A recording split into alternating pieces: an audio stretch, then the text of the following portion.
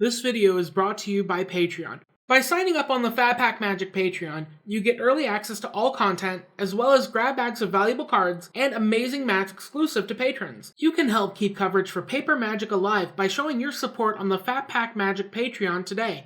Hello guys, and welcome back to Fat Pack Magic. We're here at Darkside Games for their Pioneer 1K event, and Jeffery Badong on the left showing off his Kitty Catgro deck, and on the right is Ben Wilsterman, all the way up from Utah, who came down to sunny Las Vegas to join in this Pioneer 1K event. And we are sponsored by CZVegas.com, who put up the money to make this event happen. So if you're in the realty industry and you want to buy a house, he's the guy to talk to. But it looks like Ben is going to be on the play. He's down a card due to a mulligan, but Black Aggro has a lot of ways to just get back in, and it looks like he's got a great start with a Dread Wanderer. Coming down as a 2-1, a great card that you can kind of pitch and use his sacrifice abilities, because it's going to start coming back. Now it looks like Jeff's got a turn 1 play of its own, and it's a Sacred Cat. Yes, the Kitty Catgro deck is all about the kitty, and you don't want to hit the cat, because you will be punished. But he's swinging it anyways, and Jeffrey's going to take it. He goes down to 18, not going to sacrifice the cat, who has lifelink. And it looks like a Scrap Heap Scrounger is coming down from Ben's side of the field, a 3-2 attacker, and already Jeffrey is under a bit of pressure with 5 power on Ben's side of the field. Now it looks like he's got a good follow-up. It's a really, well, here's another Sacred Cat. And here is a really interesting card, a Leonin Vanguard. Now, this deck is a cat tribal deck. We all know it's jank, but the cost to enter this event was only $20. So Jeff doesn't care. He's just here to jam in some cats and have some fun. Now, he's swinging in with his Sacred Cat, and those things have a lifelink, and he's slowly undoing all the hard work that Ben did to bring his life total down to 18. Now, it looks like Ben has got a few more plans. I wonder what he's got going on.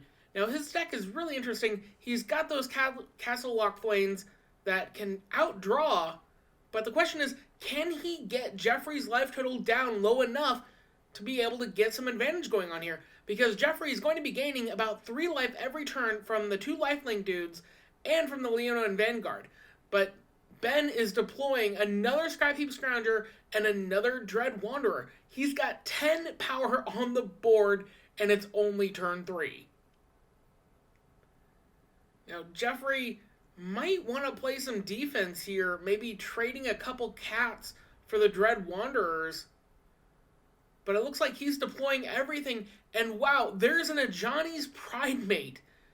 And the counters are going to start racking up as he gains 1 life from the Leonin Vanguard. And I guess he forgot to put counters on the Ajani's Pridemate. But he's crashing in for 4 damage here. And he's only putting... Oh no, he's got 2 counters on there. So the Ajani's Pridemate is a 4-4, but he missed 1 trigger from the Leonin Vanguard. Ben has taken 4 damage, going down to 15. But Jeffrey is at a very comfortable 18 life.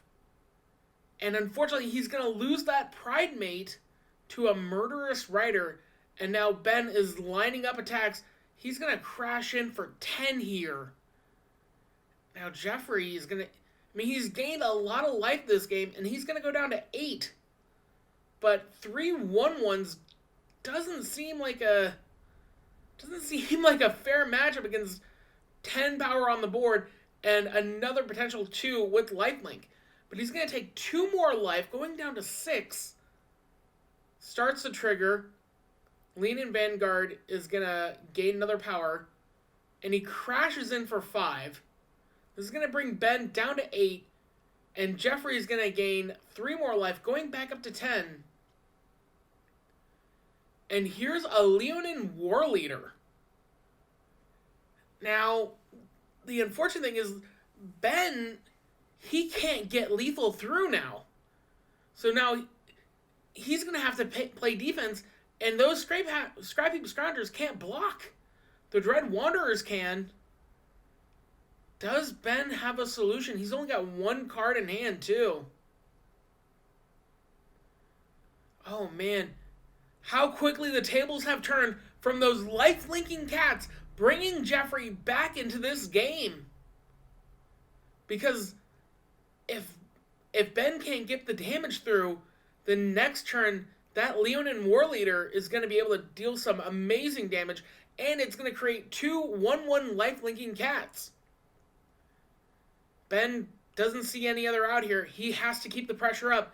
That's 7 damage coming in. He's going to trade a Scrapheap Scrounger just to be able to get that damage through. And Jeffrey's going to go down to 3. Now, both players are basically racing here. There's no blocks going on. But here comes a Murderous Rider with lifelink, and the Dread Wanderer, just played from hand. So that lifelink might be what keeps Ben in this game. Because the Murderous Rider can block the Leonin War Leader.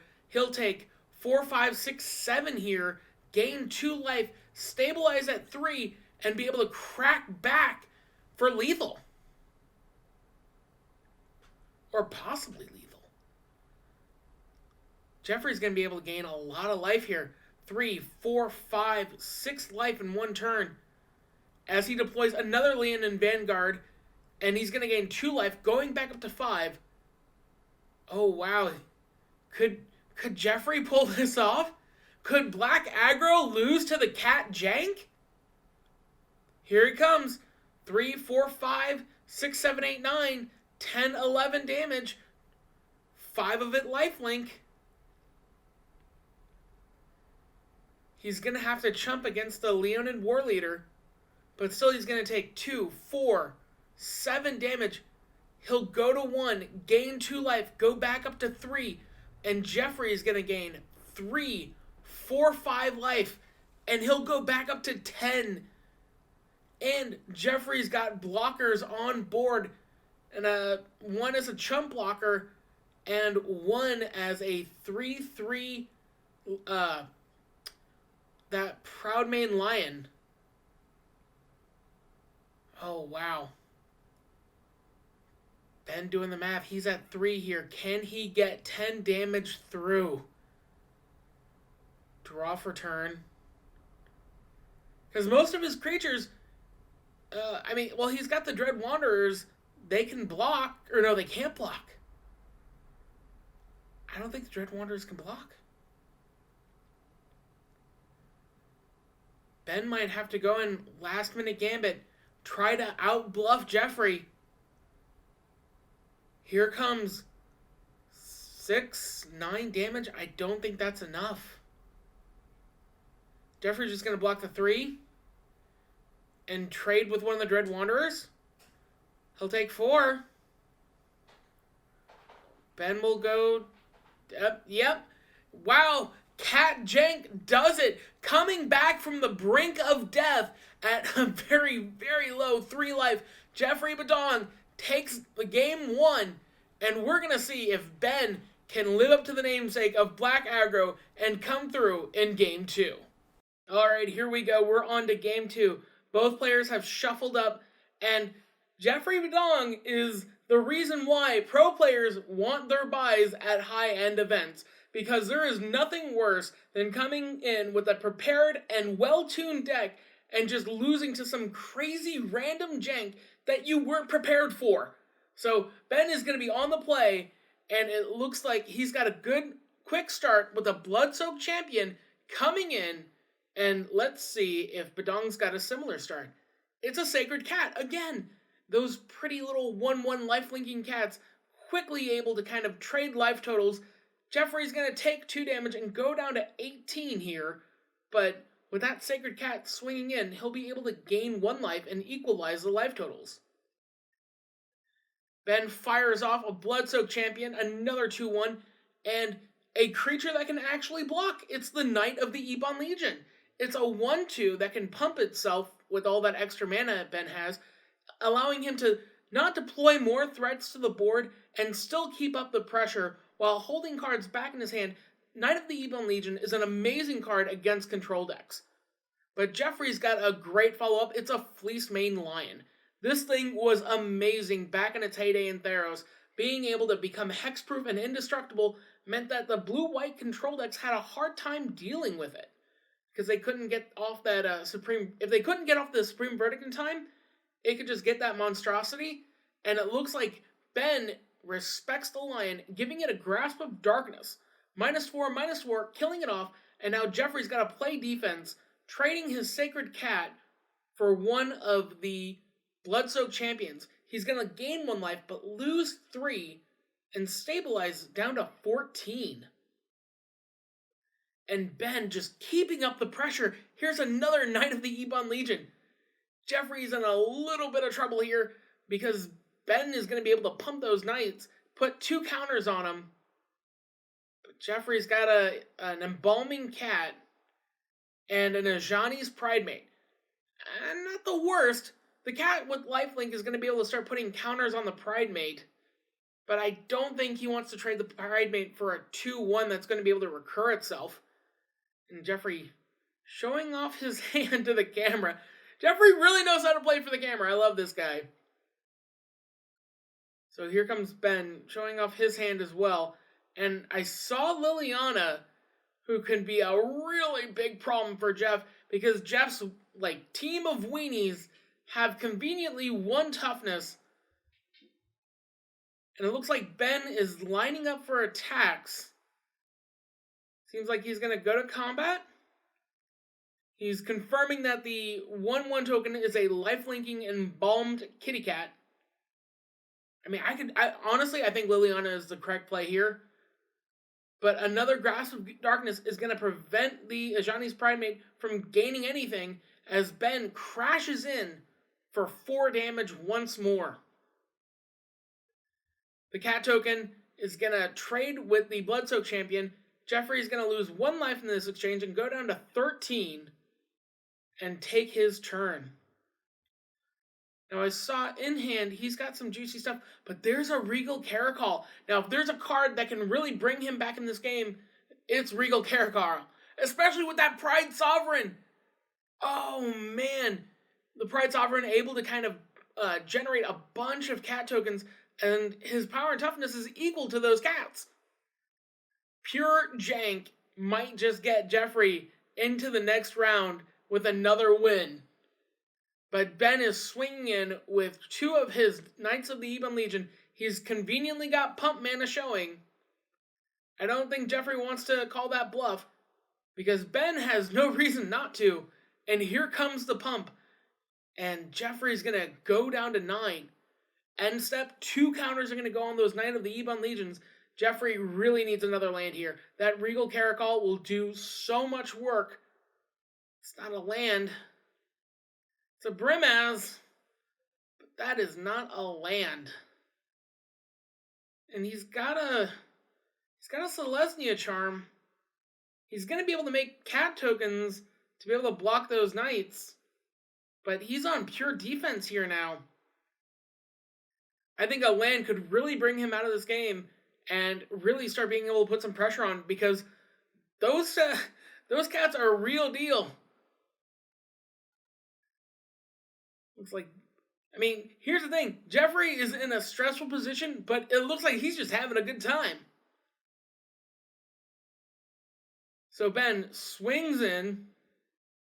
Jeffrey uses the Pride Sovereign. He's going to make 2 1/1 life-linking kitty cat tokens. And it looks like he's going to assign blocks. Or no, he's not going to assign blocks. A Fatal Push is going to push one of those cats out of the way. This is going to leave Ben able to pump one of the knights. Jeffrey goes to blocks. He's going to block 1. And the knight is going to pump. Does Jeff have something? He does. Selesnya Charm. Exile target creature with power 5 or greater. Conveniently enough, just able to do that after the knight pumps. And it's going to get sent away. Jeffrey's going to gain a life off that cat token.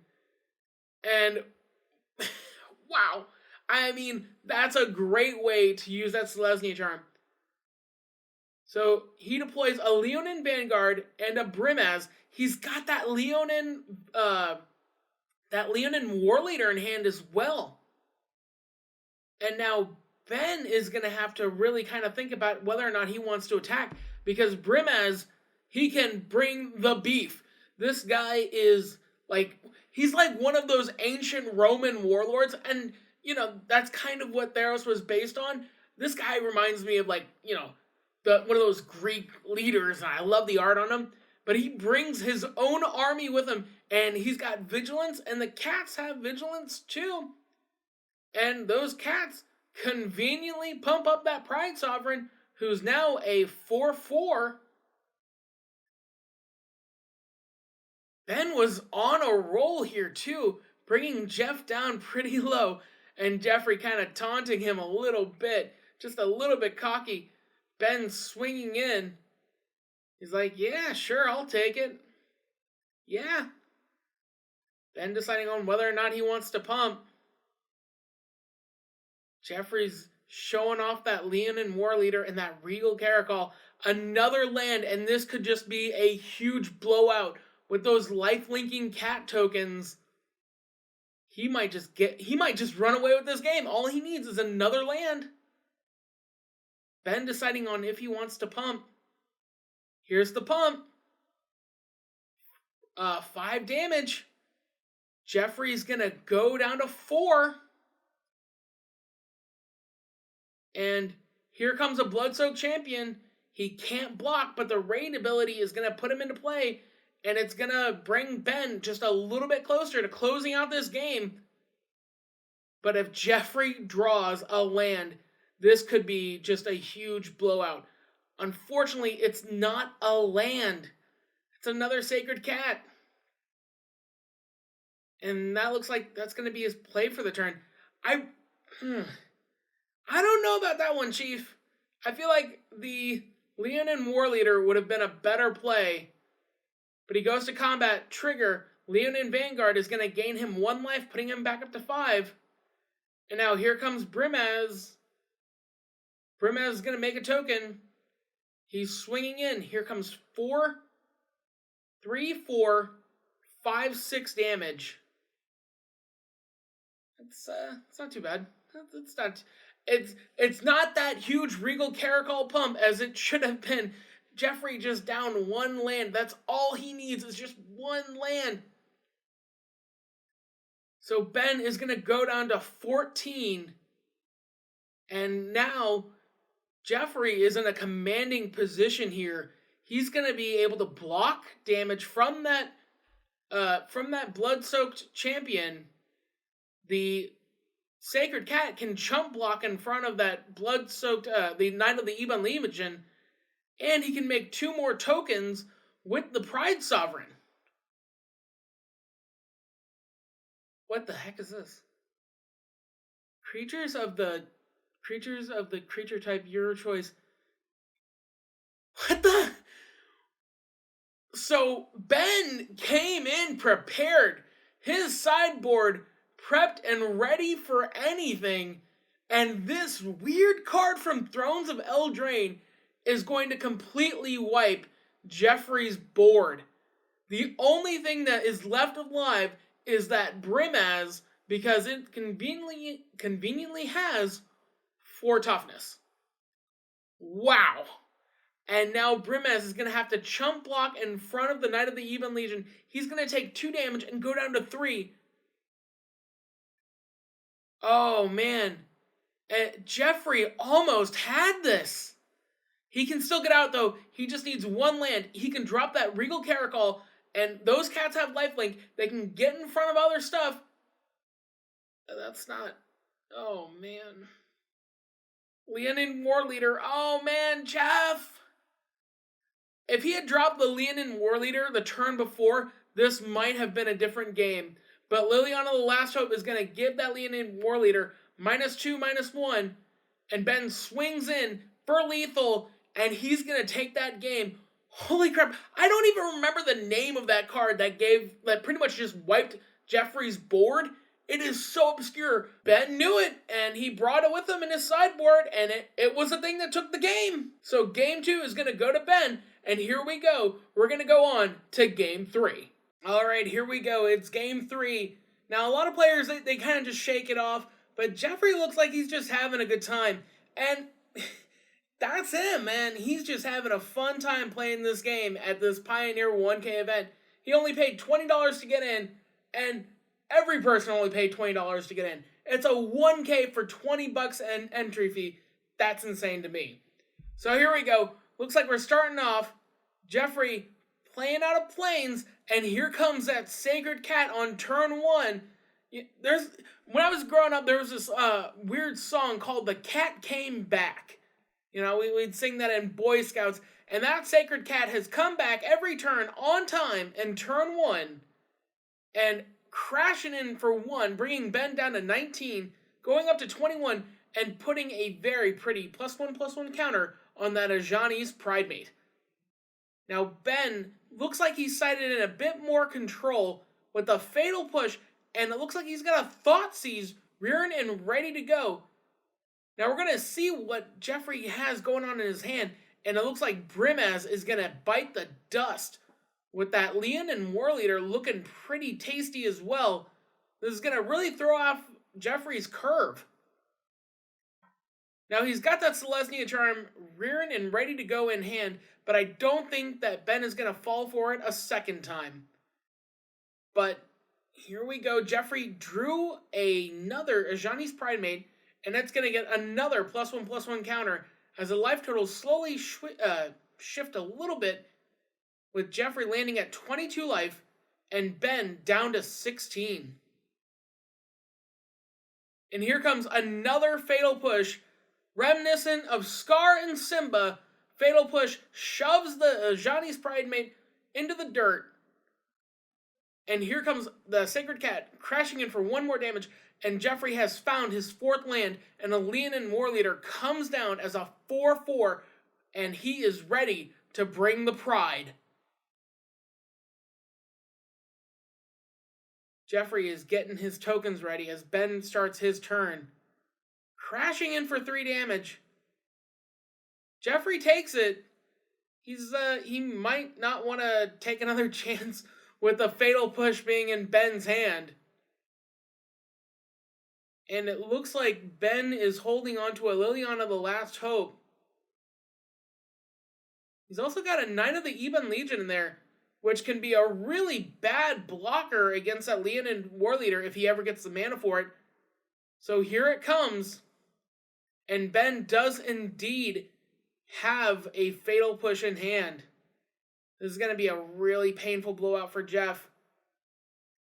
And it looks like he's found his 5th land that he was really missing in the previous game. It's a Mana Confluence, and Jeffery down to 1 card in hand. So here he comes, crashing in for 4. 2 lifelink. The Knight of the Ebon Legion is going to get in the way of that War Leader, saving Ben 2 life. He's going to go down. Jeffery is going to go up to 22. Ben lands at 13. And Jeffery, end of turn, here comes a Fatal Push. Number 3. Oh man, Ben is from Utah, and it looks like he came down to Vegas to gamble, and he got a full house of Fatal Push. Or trips. My bad. He got trips. But he's also got that Liliana in hand, and she's going to make short work of all the little 1/1 kitty tokens that Jeff worked so hard to put into play. And there's Rankle as well. Here comes Rankle and the Scrappy Scrounger. 6 damage. Ben is quickly recuperating from all that, those little weenie pings that Jeffery offered up earlier. And Jeffery just sitting there with that Selesnya charm. Looks like he's deciding on whether or not he wants to get in the way of that Scrappy Scrounger.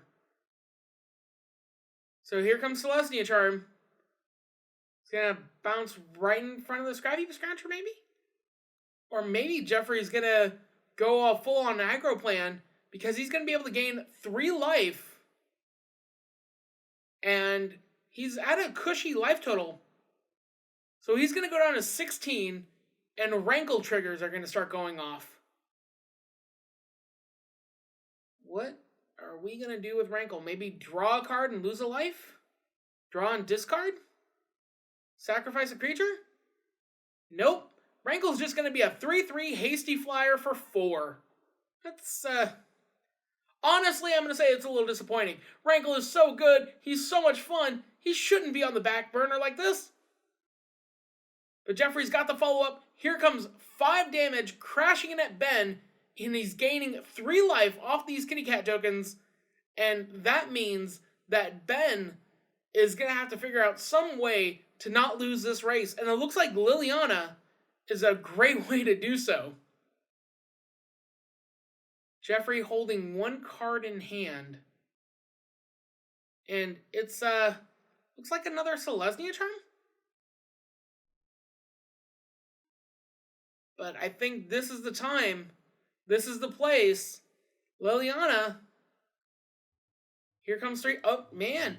Ben holding back the rankle.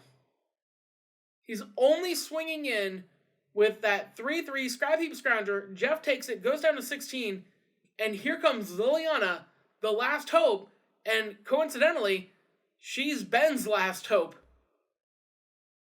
Her +1 is going to be able to kill off one of the cat tokens. If that is what... Yep. Cat token goes away. And, yeah, well, he's got another Dread Wanderer. So here's a little bit more pressure. And the question is, does Jeffrey respect Liliana, the last hope? Because that rankle is obviously on blocking duty. And there's another land for Jeffrey. All the lands that Jeffrey needed in Game 2 seem to be coming to him right now. And he could have really used it in the previous game. I'm still sad about that Regal Caracal not able to come down and really just dish out a ton of damage. So here comes Jeffrey swinging in for 4. 2 of its lifelink.